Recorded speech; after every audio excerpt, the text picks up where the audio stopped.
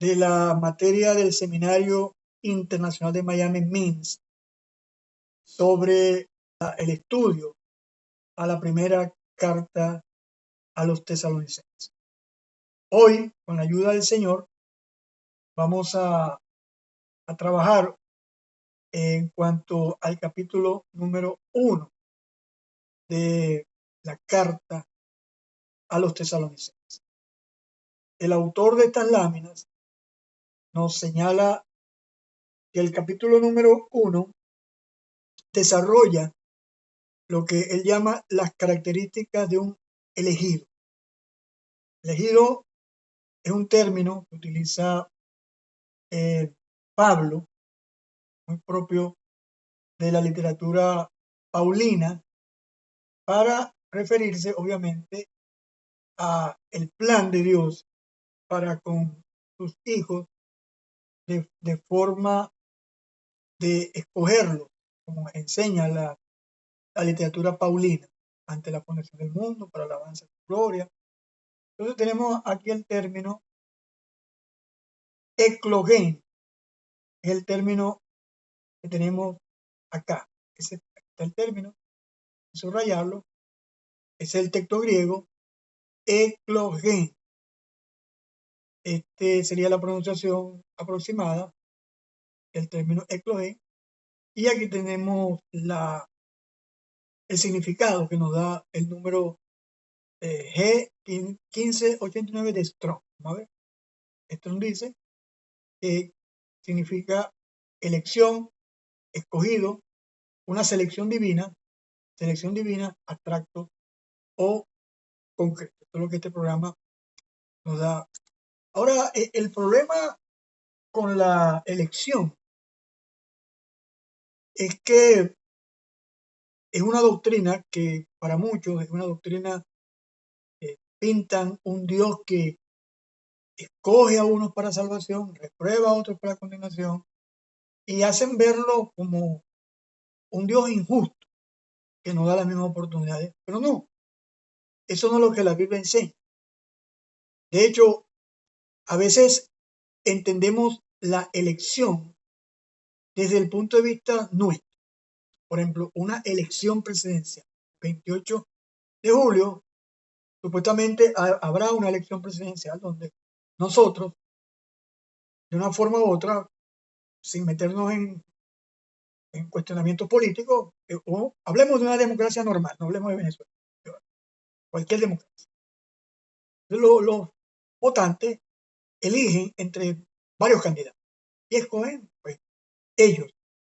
Pero en el Nuevo Testamento y también en el Antiguo Testamento, porque el Antiguo Testamento nos subraya la doctrina de la elección del pueblo de Israel, ¿no?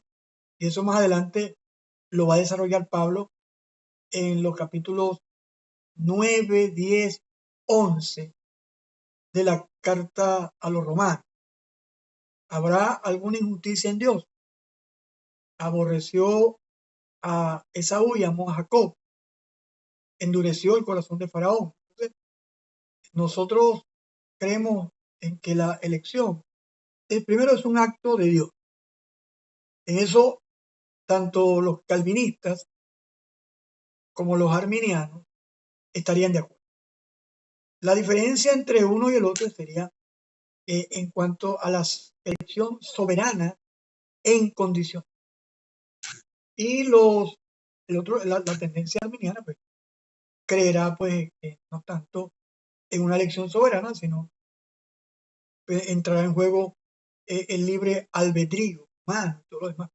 Esta no es una doctrina, no es una clase de doctrina de la gracia, en una materia que vamos a ver más adelante, pero Pablo utiliza este término acerca de la selección, de la elección.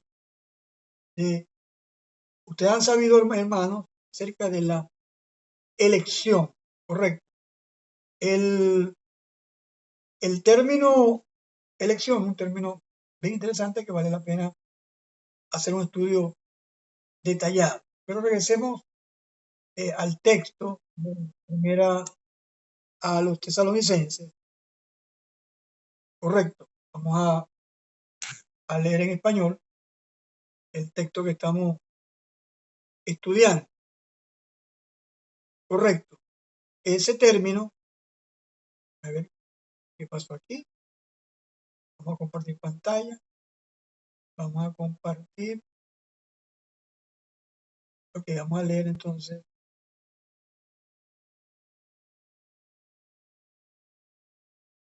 Ok, aquí lo tenemos. Como puede ver, vamos a leer el versículo anterior. Sabiendo a la perfección, hermanos, que ustedes son escogidos. Como pueden ver, nuestro evangelio no vino a ustedes solamente en palabra, sino también en poder y en el Espíritu Santo y en plena certeza. Sin duda, saben la clase de hombres que demostramos ser entre ustedes, por el bien de ustedes. De hecho, ustedes vinieron a ser imitadores de nosotros y del Señor, habiendo recibido la palabra con alegría del Espíritu Santo, a pesar de gran aflicción. De tal manera que ustedes llegaron a ser ejemplos para todos los creyentes de acá y en Macedonia. Esto es porque, y sigue diciendo, la palabra del Señor ha sido divulgada desde ustedes. Perdón, no solo en Macedonia y en Acaya, sino también en todo lugar.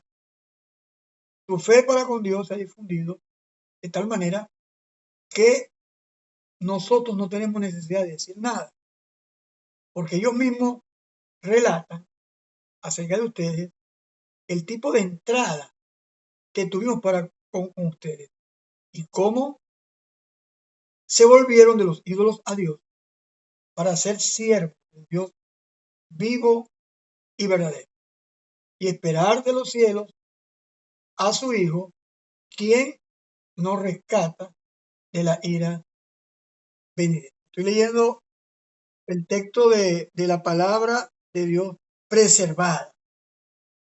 Es un texto que se diferencia de la Reina Valera, porque la Reina Valera sigue el texto recepto, el texto mayoritario. Y las versiones más contemporáneas, por nombrar una, la NBI siguen al texto crítico.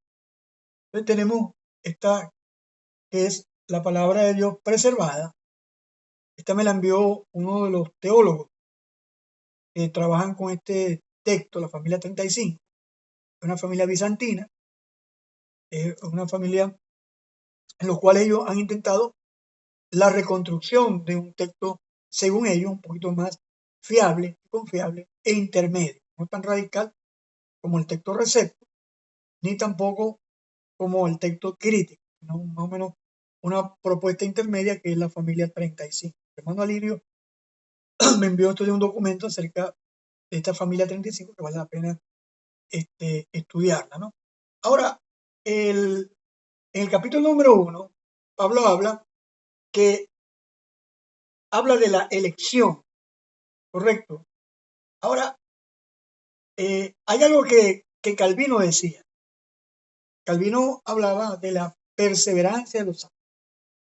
Calvino decía que una de los indicadores, características, tendría que volver a releer Institución de la Religión Cristiana 1 y 2 de Calvino, algo más o menos parafraseando el elegido persevera, se mantiene firme.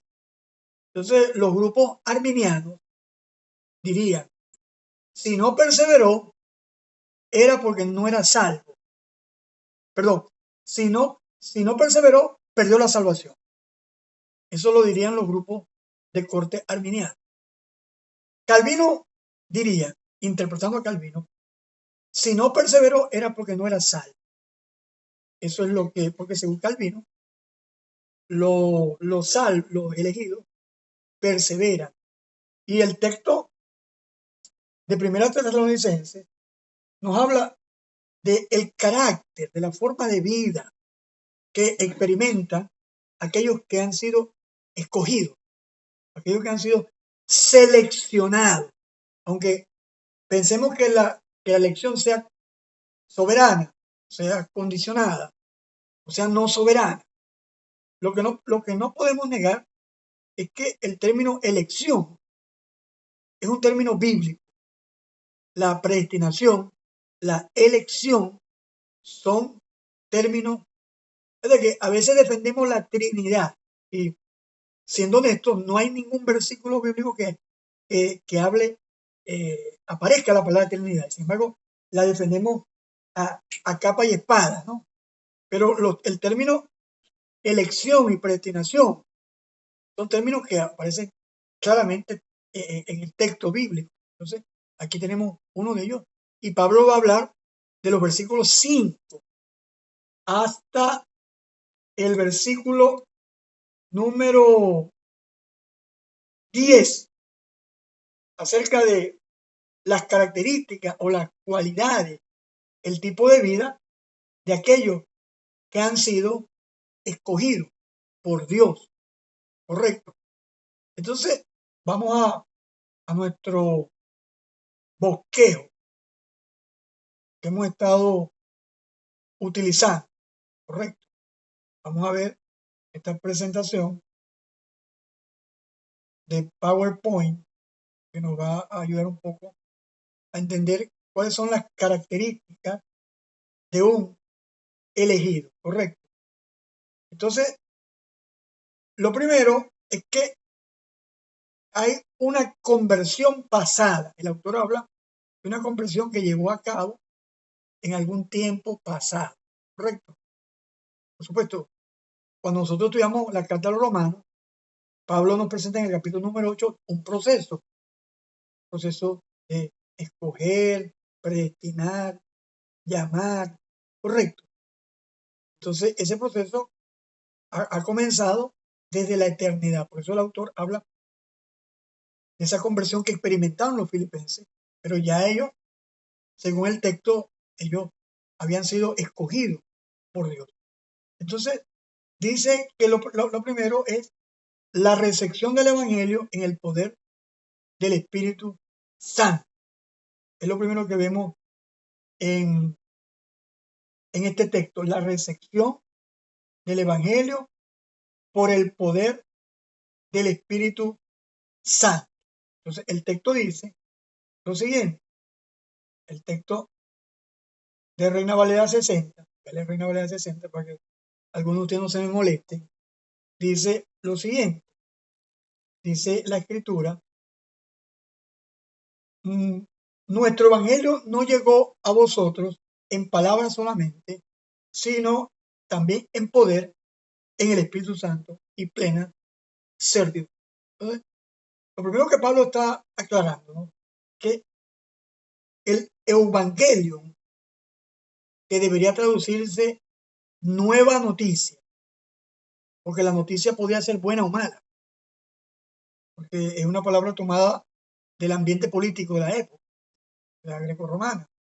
Ese evangelio nosotros lo hemos llamado nueva noticia, pero realmente más que una nueva o mala, la palabra evangelio puede tener en el sentido primario la noción de una noticia nueva que los habitantes de cierta localidad no conocían, y había alguien que le proclamaba, un heraldo, proclamaba un emisario enviado por el monarca, el tetrarca, el rey, lo que sea, llevaba a los habitantes una nueva noticia. Esa noticia era buena o mala dependiendo de cómo fuese esa noticia. En el caso nuestro, el Evangelio es una nueva noticia, pero para algunos el Evangelio no es tan buena noticia, porque recordemos que Juan dijo, el que cree en el Hijo tiene vida eterna, pero el que rehúsa creer en el Hijo, ya la ira de Dios está sobre él.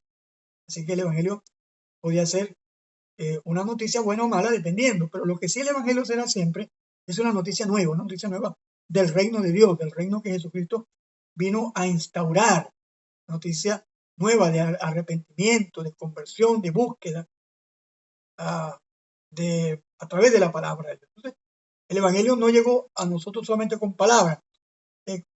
¿Cuáles son esas palabras que dice Pablo? No solamente, podemos estar hablando de dos cosas. Primero, la filosofía griega de la época.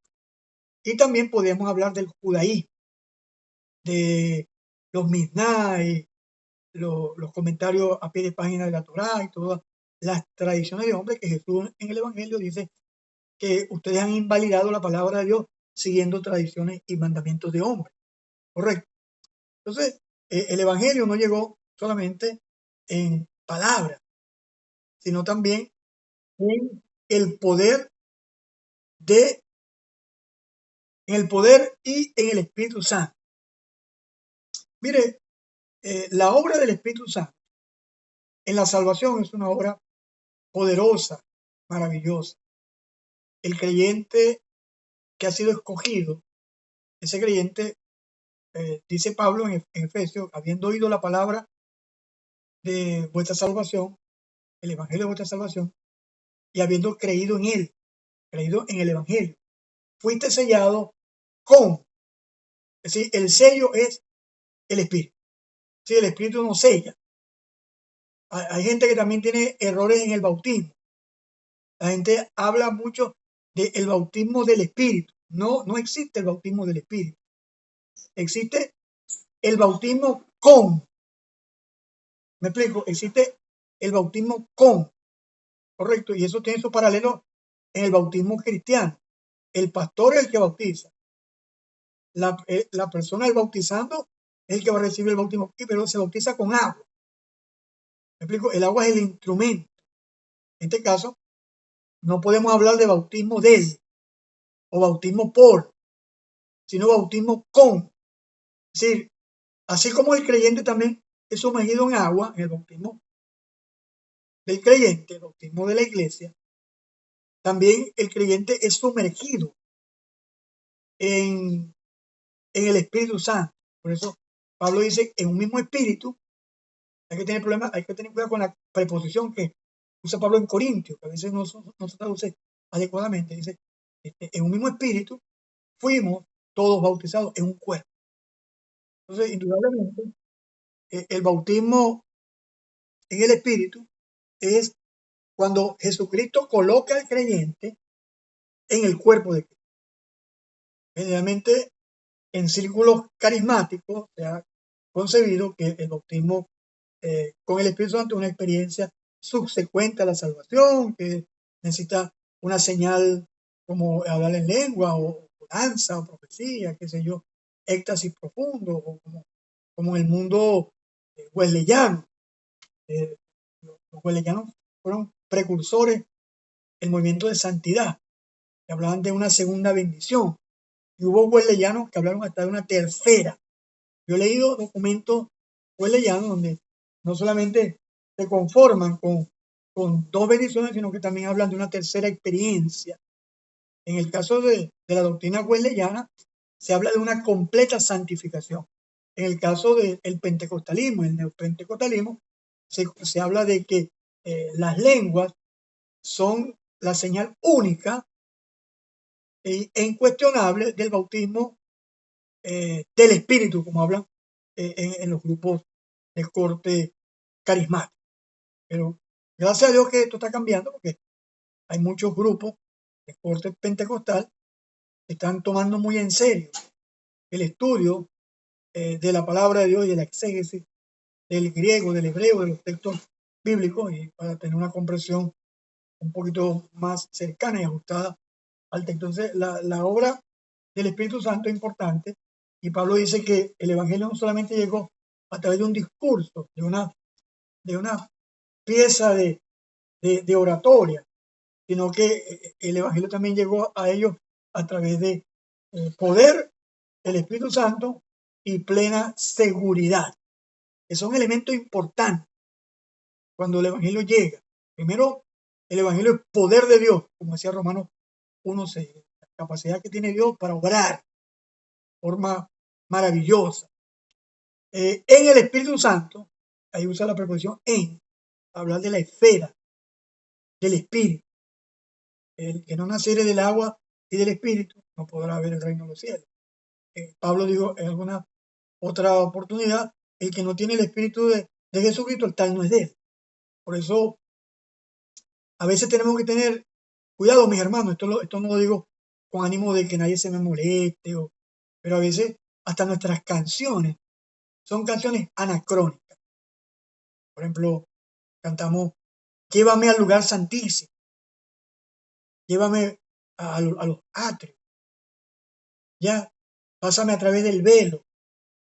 Cuando leemos la epístola a los hebreos, nos daremos cuenta que el camino es abierto para entrar al lugar santísimo por el camino abierto a través del velo, el cuerpo de Jesucristo. O también cantamos canciones como Espíritu Santo, ven, ven, ven. Es una canción muy famosa del grupo Barak, está yendo a la iglesia. Y una vez hice una crítica en un espacio de Facebook titulado Teología de las Canciones y se me vinieron encima. Entonces, ¿por qué? Porque la gente está acostumbrada a cantar esa canción. Entonces, cuando tú le dices, ¿cómo que Espíritu Santo ven? ¿En qué caso el Espíritu Santo no vino a nuestra vida? ¿En qué caso el Espíritu Santo no vino en el Pentecostés a quedarse con la iglesia? No es que el Espíritu Santo habita y mora en el creyente cuando el creyente recibe a Cristo. ¿En qué caso el Espíritu Santo, el creyente, el cuerpo del creyente no es templo y morada del Espíritu Santo? Entonces, ¿cómo vas a tú cantar? Ven, ven, ven, Espíritu Divino. Como dice un corito viejo, apodérate de mí.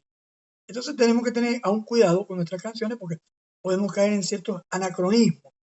Cantando, o David decía, no quites de mí tu Santo Espíritu. Creo que es el Salmo 51, ¿no? Recuerdo muy bien. ¿No? En uno de esos salmos, no soy muy ducho en los números de los, me sé el 23, el 91, el 1 y así algunos, el 103. Entonces David le dice al Señor, no quites de mí tu Santo Espíritu. Entonces, un creyente no puede decirle en este tiempo que el Señor nos quite su Santo Espíritu. Es una oración anacrónica. David sí tenía suficientes razones para hacerlo, pero viviendo nosotros en la gracia de Jesucristo, pues no tiene sentido porque un creyente pueda pedir al Señor que no quite de él su Santo Espíritu. Entonces, en el texto que estamos leyendo, Pablo dice, como bien sabéis, cómo fuimos nosotros por amor a vosotros. Ahora, vamos a la presentación. Yo tengo que andar de aquí para allá, de allá que allá para acá, porque estoy utilizando varios recursos, ¿no? Lo importante es que los manejemos. Correcto. Entonces, Pablo, la conversión pasada nos habla de una imitación auténtica del Señor. Imitación auténtica del Señor. Esto está claramente, lo notamos, en el texto de el capítulo número 1, estamos en Tesalonicenses, correcto, capítulo número 1, versículo número 6. Y vosotros viniste a ser imitadores de nosotros y del Señor. Déjeme cambiar para poder compartir el texto bíblico. Correcto, vamos a compartir el texto bíblico. Aquí lo tenemos. Entonces, dice la escritura, vosotros llegaste a ser imitadores, correcto, de nosotros y del Señor, recibiendo la palabra en medio de la gran tribulación con gozo del Espíritu. Entonces, una de las evidencias de los escogidos, según el texto de 1 Tesalonicenses, es que los escogidos se convierten en buenos imitadores, imitadores correctos, imitadores verdaderos. Déjenme revisar por un minuto el texto griego del Nuevo Testamento, por lo menos lo que nosotros tenemos aquí, una aproximación a ese texto. A ver, ¿qué se me hizo? Lo voy a buscar otra vez. A la ventana. Aquí está. Voy a compartir. Correcto. Ajá, ahí lo tenemos. Ahí lo tenemos. Dice, voy a buscar el texto. Sí.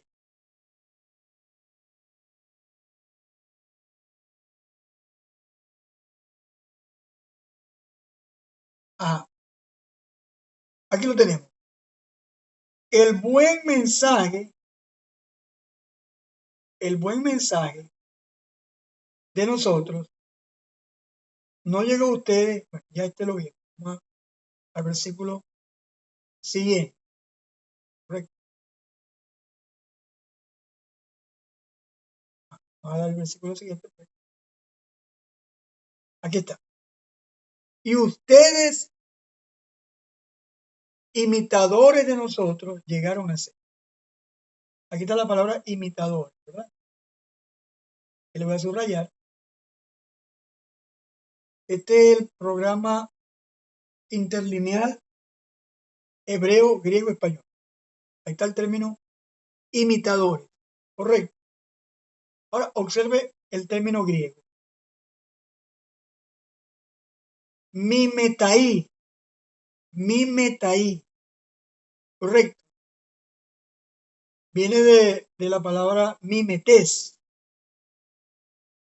Y ese mimetai viene de mimete, significa imitadores, imitéis, un imitador, imitador. Es interesante que de ese término se deriva el término mimo, correcto. El término mimo proviene de la palabra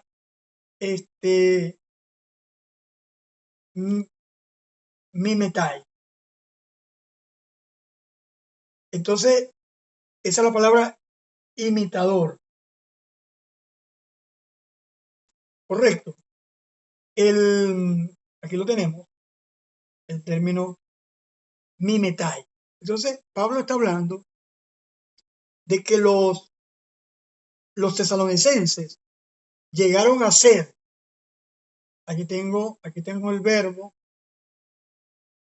egeneset, que viene del verbo ginomai,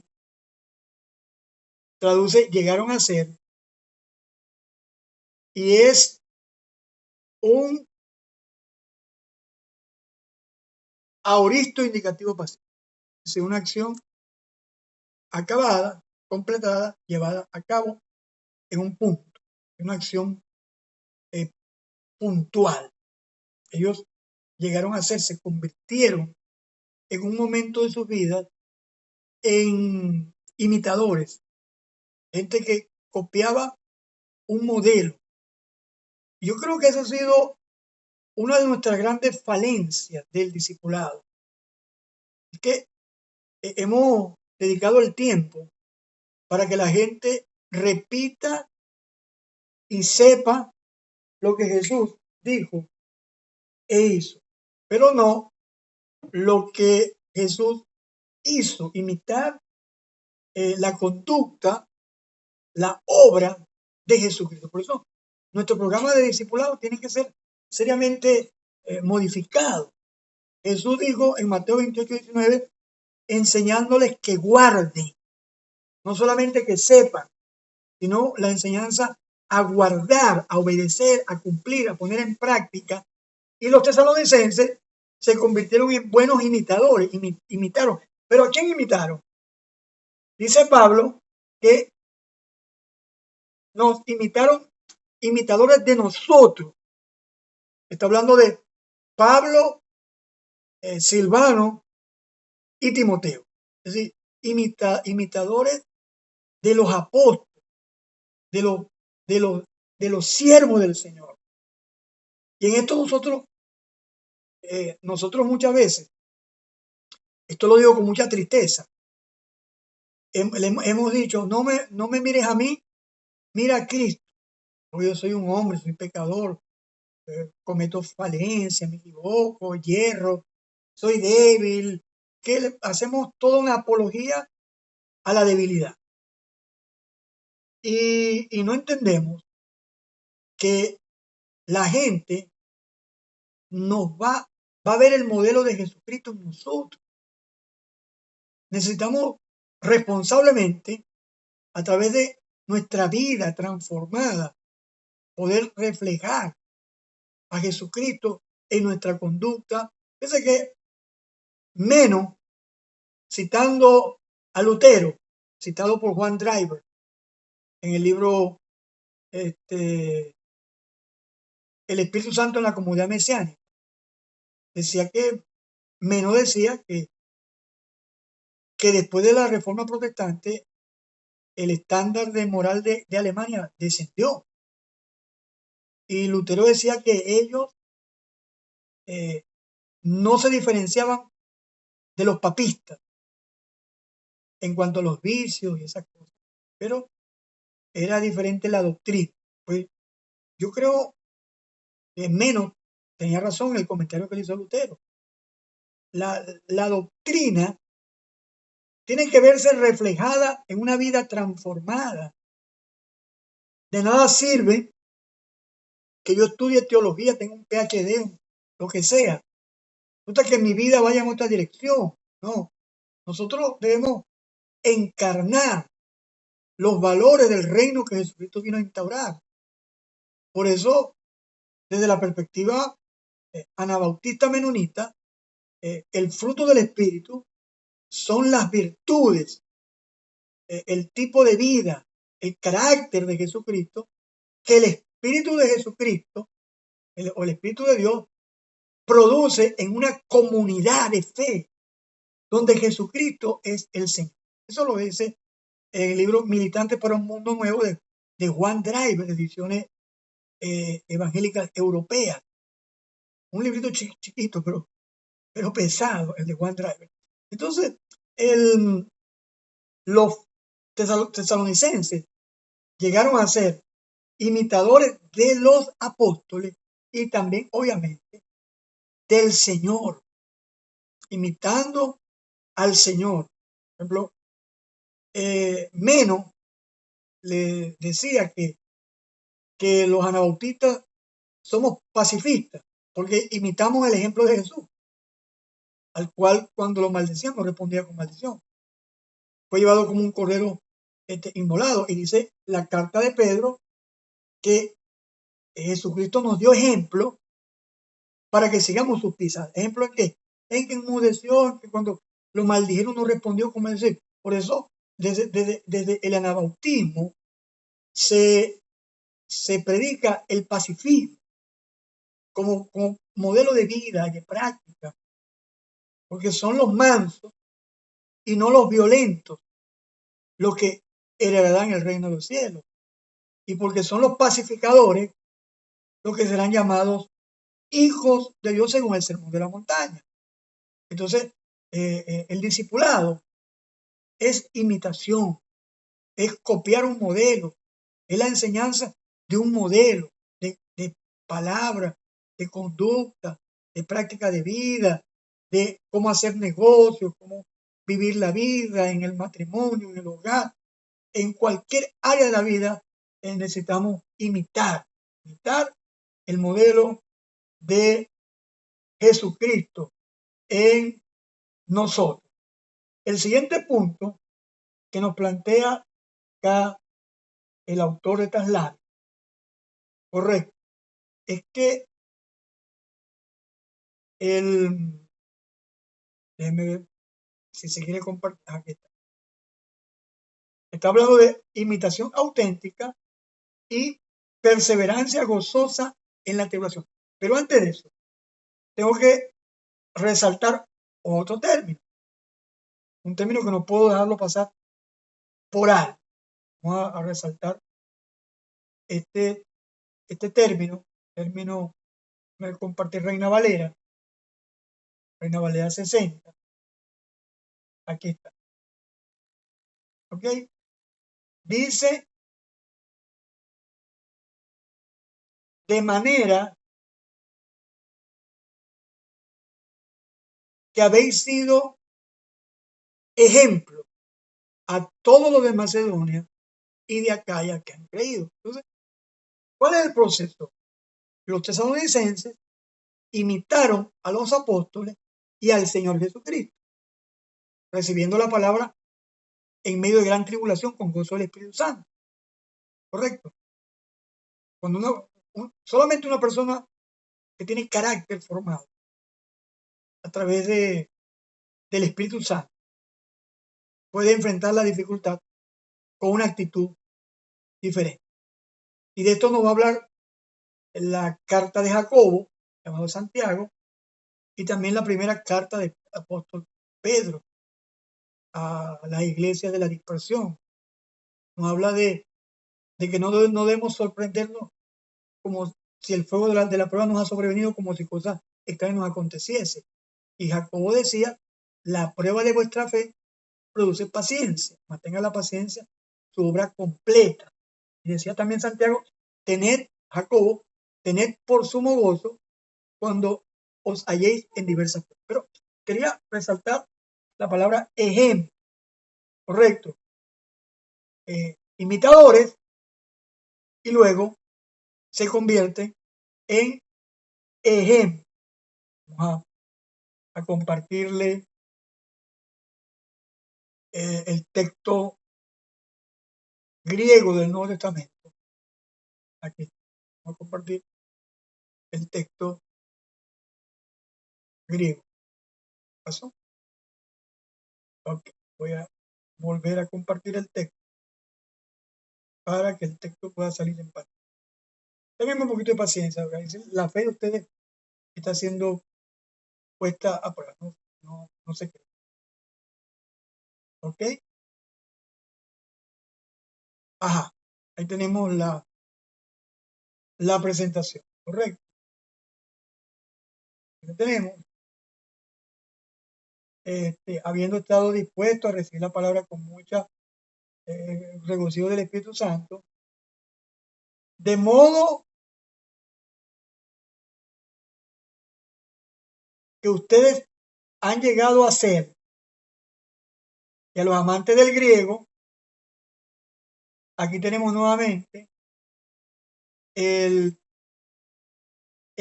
otro auristo, correcto, ese auristo nos va a hablar de una acción acabada, terminada o puntual. Realmente se convirtieron en eso, pero ¿en qué se convirtieron? Aquí está el verbo kinomai, un verbo muy interesante en el Nuevo Testamento. Ustedes se convirtieron en un modelo patrón. Quiero ver cómo traduce el interlineal. Se convirtieron en un modelo patrón y utiliza la palabra tupon, que viene de la palabra tupos, correcto. Y ese tupos significa ejemplo, figura, dechado. Cuando decimos fulano de tal es un dechado de virtudes. Cuño, es decir, lo que se golpea para darle forma. Sello, cicatriz, por analogía forma, es decir, estatua. Figuradamente estilo o semejanza, específicamente muestra, típico, es decir, modelo por imitación. Entonces, es interesante, ¿no? Que los tesalonicenses se convirtieron en imitadores de los apóstoles y del Señor, para luego convertirse, llegar a ser modelo. Mire, mi hermano, si algo necesitamos en nuestras iglesias es modelos, pero no modelos de París, de Milano, de la moda de New York. Estamos hablando de gente que plantee una vida a la cual poder seguir, que la gente pueda copiar, que la gente pueda ver. Entonces, yo creo que esas burdas excusas que no me mires a mí, mira a Cristo, yo no soy quien, yo soy... estos textos, ¿verdad? Que han destruyen todos esos pensamientos banales que podemos tener en cuanto, porque muchas veces es más fácil hacer una apología de la mediocridad, ¿no? Y que yo soy un hombre y los hombres pecamos y estamos en tiempos muy difíciles y como están las mujeres hoy en día, la inmoralidad y la sexualidad, las mujeres dirán también lo mismo por este lado y por aquello. Entonces, le hacemos mucha apología a la mediocridad. Entonces, Pablo dice que ellos de ser, llegaron a ser imitadores, ahora también se han convertido en modelos de vida, patrones de vida, estatuas de vida, dechados de virtud, de gente que plantea una vida y los demás pueden copiar esa vida y darse cuenta. Porque escúcheme bien, la gente a lo mejor no podrá estar de acuerdo con tu doctrina o tu predicación, pero hay algo que la gente no podrá negar y es el poder de una vida indestructible, el poder de una vida transformada, el poder de una vida cambiar. Eso es incuestionable y no hay forma de argumentar en contra de una vida. Es como aquel ciego, lo llamó el Sanedrín. Mira, y ese hombre que te sanó es un pecador. Y el hombre dijo, mire, yo no sé si es pecador. Lo único que yo sé es que yo era ciego y ahora veo. Entonces, ese poder de encarnar la palabra, de vivir la palabra de Dios, de permitir que la palabra de Dios nos transforme. Es un desafío que tenemos los pastores, los ministros de Dios por delante. Enseñar la palabra y lograr que los creyentes puedan ser transformados de gloria en gloria, así como por el Espíritu Santo. Y dice que llegaron a ser, y voy otra vez al texto en español, presentar la palabra de Dios preservada. ¿Ves cómo dice la palabra de Dios preservada? Dice, de hecho, ustedes vinieron a ser imitadores de nosotros y del Señor, habiendo recibido con alegría del Espíritu Santo, a pesar de gran aflicción. De tal manera que ustedes llegaron a ser ejemplo para todos los creyentes en Macedonia y acá. Hay una nota que yo no voy a dejar de revisar, que es la nota D. Aquí está. Ejemplo, está en la familia 35. Este es el Aleph, es el Sinaí, el Vaticano, y está en el 95% de los textos griegos del Nuevo Testamento. Correcto.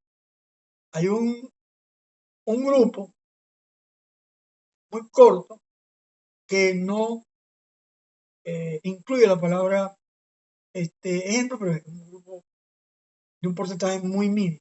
Aquí tenemos la palabra ejemplo que está respaldado ampliamente por muchos manuscritos, entre ellos la familia 35, la cual estoy estudiando. No es que soy fanático de ella, yo no soy fanático de ninguna línea de manuscritos, yo los estudio todos. Yo el recepto, que son textos bizantinos, el texto mayoritario.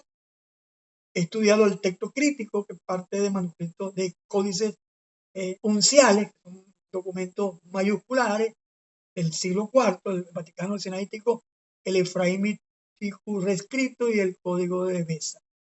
Esos son el texto crítico, y también estoy estudiando recientemente una nueva aproximación a la crítica textual, que es la familia 35, que vale la pena de verdad estudiar. Entonces, tenemos acá que ellos han sido ejemplo para todos los creyentes en Macedonia, es decir, se convirtieron en modelos. Y eso es lo que esta sociedad necesita. Y eso es lo que la iglesia necesita, personas que sean modelos. Dice el versículo número 8, esto es porque la palabra del Señor ha sido divulgada desde ustedes, no solo en Macedonia y Acaya, sino también en todo lugar. Es decir, este es el proceso. Los escogidos se convierten en imitadores, de imitadores pasan a ser gente que persevera en medio de la gran dificultad con gozo del Espíritu Santo. Los elegidos se convierten en modelos y a través de ese testimonio de vida, la palabra de Dios ha sido divulgada partiendo de ellos. Apó, desde, lo más seguro que sea la preposición apó. No lo he revisado, ese es el versículo 8, pero le podemos echar una revisadita, a ver si estoy un poquito impreciso. Voy a revisar el versículo número 8. Vamos al texto, el texto, el interlineal hebreo, griego, español. A ver, vamos a revisar el versículo 8. A ver, muévete, ábrete, César, muévete. Aquí está. Aquí está, aquí está. No me peleé. Aquí está, apó. Aquí está. Correcto. Esa es una preposición muy común, desde, que significa desde, del, lejos, de, literalmente, figuradamente. Correcto. Entonces, la palabra partió de ellos, correcto. Y no solamente en Macedonia y en Acaya, sino también en todo lugar. Es decir, no hay algo que impacte más. La gente puede decir, no, que este evangélico es loco, que este evangélico cree que los evangélicos son los únicos que se salvan, que los evangélicos solamente tienen relaciones sexuales los güeyes. Yo estoy sarta de locura, ¿no? El evangelio predica que hay que darle la ofrenda al pastor, que no sé qué cosa. La gente puede tener toda esa idea de nosotros, pero contra un ejemplo, la gente puede decir, ese evangélico es extraño, pero es un buen esposo, es un buen amigo, es un buen padre, es un buen jefe, es un excelente comerciante, un tremendo pastor, es un buen deportista, persona amable. Entonces, ese testimonio de los tesalonicenses llegó, y lo más importante es que, lo dice Pablo, la confianza hacia el Dios ha salido. Voy a revisar primero el término pistis. Aquí está. Pistis. Este es el término fe. Ahora, nosotros siempre tenemos la idea de que nos preguntan, ¿qué fe? Es la confirmación de citamos Hebreos capítulo 11 de memoria. Pero la fe bíblica significa fidelidad, confianza. Por eso el autor a los Hebreos, el capítulo número 11, nos presenta las dos caras de la fe. La fe que obtiene los resultados, que logra victoria, que obtiene a los hijos en resurrección, que apaga vientos tempestuosos y fuego, que no sé qué cosa, pero también una fe donde fueron aserrados, huyeron en las cuevas y a pesar de esto no recibieron lo prometido. Entonces, eso es lo que yo he llamado las dos caras de la fe, como la luna. Tiene la cara visible, tiene la cara oculta. Y hablamos mucho de la fe, esa fe que logra, que yo declaro, que confieso, como el movimiento pseudo apostólico y profético hoy, que hablan de declaro y decreto y confieso y amarro y aprieto y agarro y suelto y chiflo y muerdo. Pero no se habla hoy de esa fe esa confianza absoluta, esa fidelidad de Dios a Dios, aún cuando no vea lo que estoy esperando. Por eso la fe se traduce, ¿no? ¿Cómo lo traduce? Strong. Mire, Strong lo traduce fe, fidelidad, fieles, persuasión.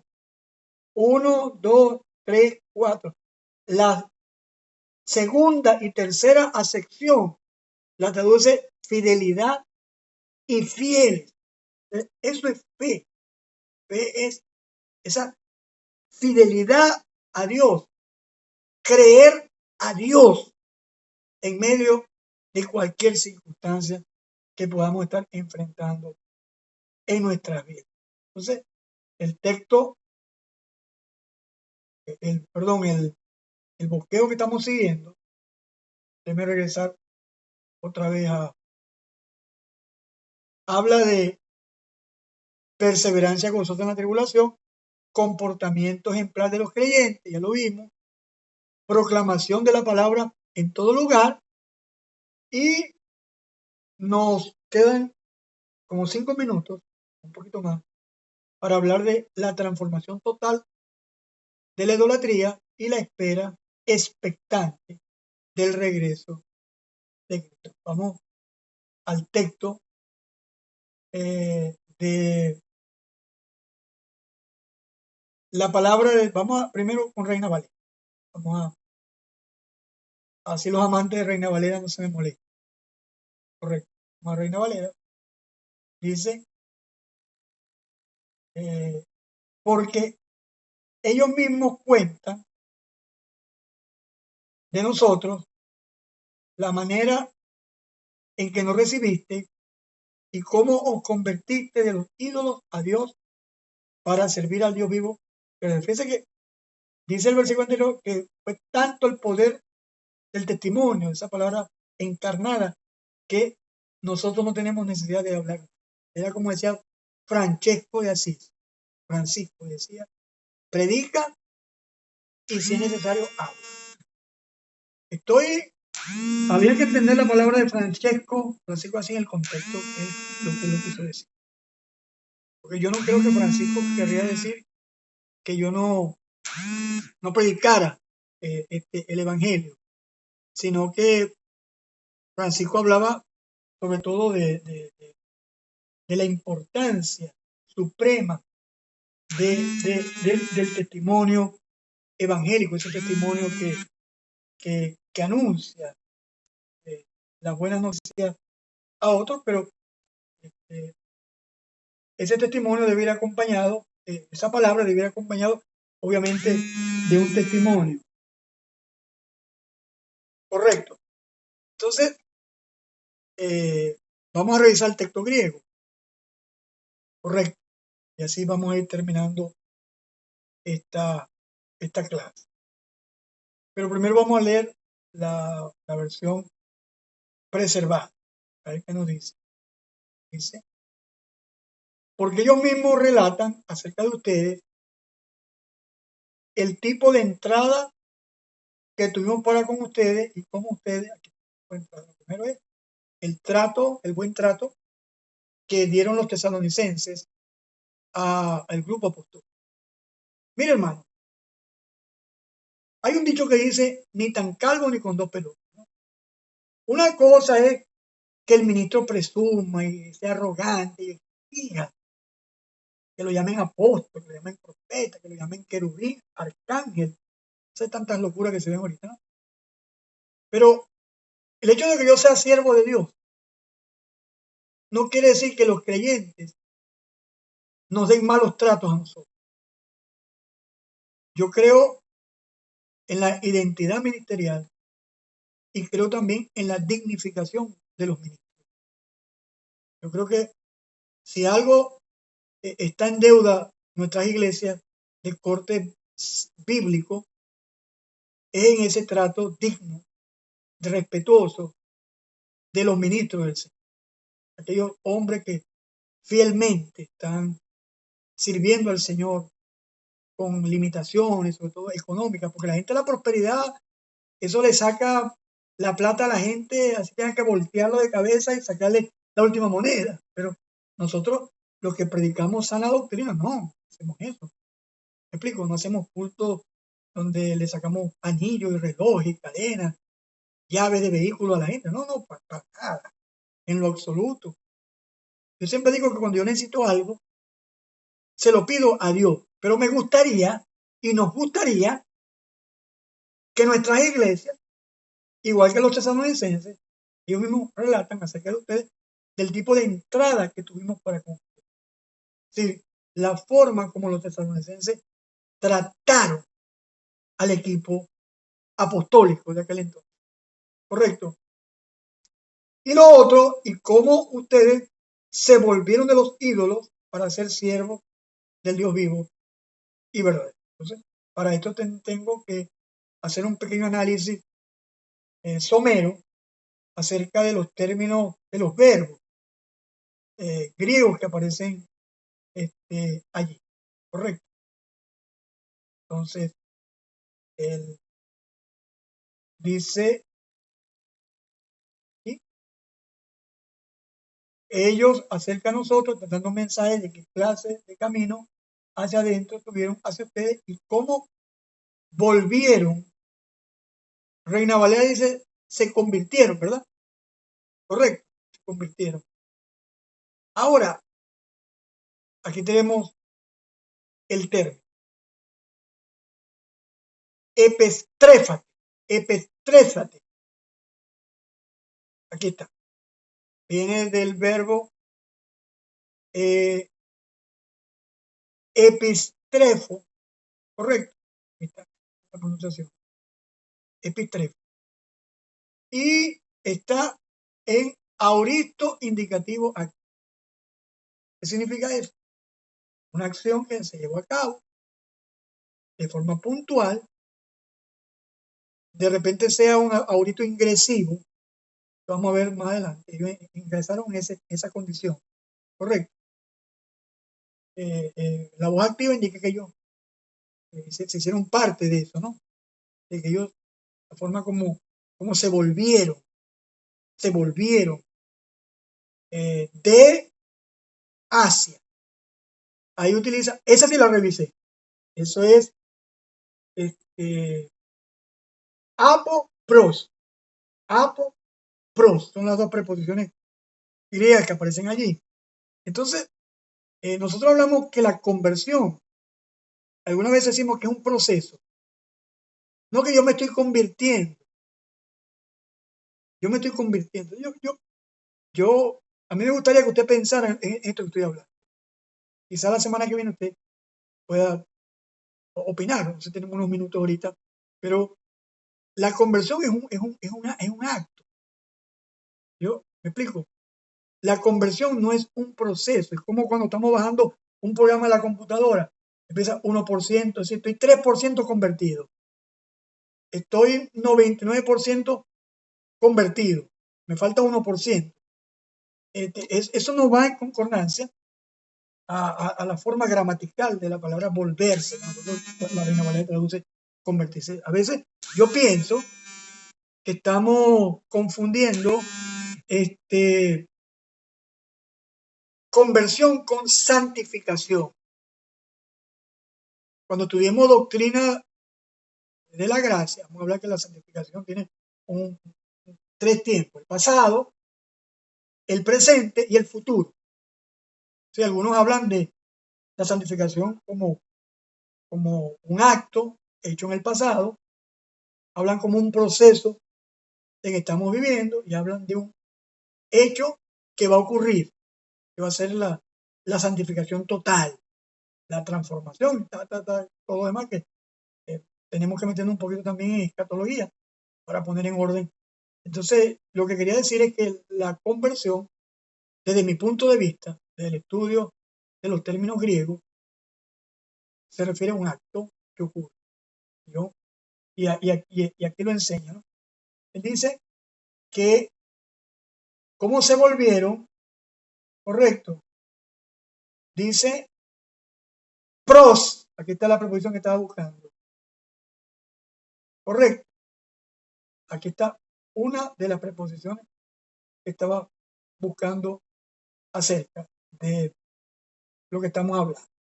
¿Y cómo se volvieron? Aquí está pros y ap. Pros y ap. Es decir, desde los ídolos hacia Dios. Sí, del lugar donde estaban, tendríamos que hacer el gráfico de las preposiciones griegas, es una clase de griego, pero tenemos que ver que esa preposición apo indica más que todo el punto, donde desde, y pros indica la dirección hacia. Entonces ellos, porque eso es convertirse, es en este sentido, es de un lugar a otro, como decía el apóstol Pablo, que fuimos trasladados de la potestad de las tinieblas al reino de su amado Hijo. Entonces, los tesalonicenses estaban con los ídolos, correcto, ídolos, tendríamos mucho que hablar de la idolatría, para estar sirviendo o estar siendo esclavizado. Ahí usa el verbo duleuein, que quiere decir estar siendo esclavo. Según Romanos, la libertad del ser humano, la libertad absoluta, es una imposibilidad. Según Romanos, cuando yo era esclavo del pecado, dulos, entonces era libre con respecto a la justicia. Ahora que somos esclavos de la justicia, dulos de la justicia, que somos libres del pecado. Así que escúcheme bien, la libertad absoluta del ser humano es y será siempre una imposibilidad. Siempre estaremos viviendo en un nivel de esclavitud y de libertad con respecto a la otra acera. Era esclavo del pecado, era libre de la justicia. Correcto. Ahora que somos esclavos de la justicia, somos libres del pecado. Pero la esclavitud, la servidumbre del hombre siempre estará presente. Claro, nosotros servimos al Señor, a nuestro duro amo Señor, a nuestro Señor Jesucristo, el Rey de Gloria. Pero a algunos no les gustan estas palabras, esclavos, siervos, prefieren hijos, soldados, sobre todo a la gente de la falsa prosperidad.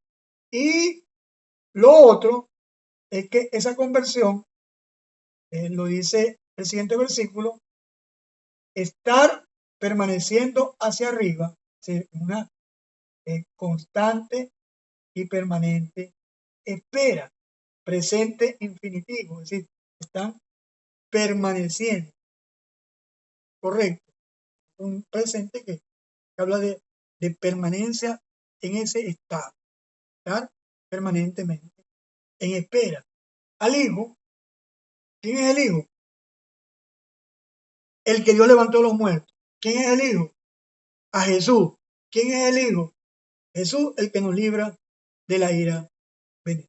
Pablo habla acerca de que a los tesalonicenses, ellos se volvieron de los ídolos para esclavizarse o servir al Dios vivo y verdadero.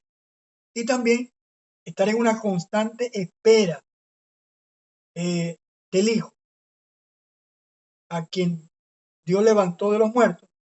Aquí está el verbo egeiro, verbo famoso para levantar, y de los necros, los muertos. Está el término griego necros, es decir, muerto.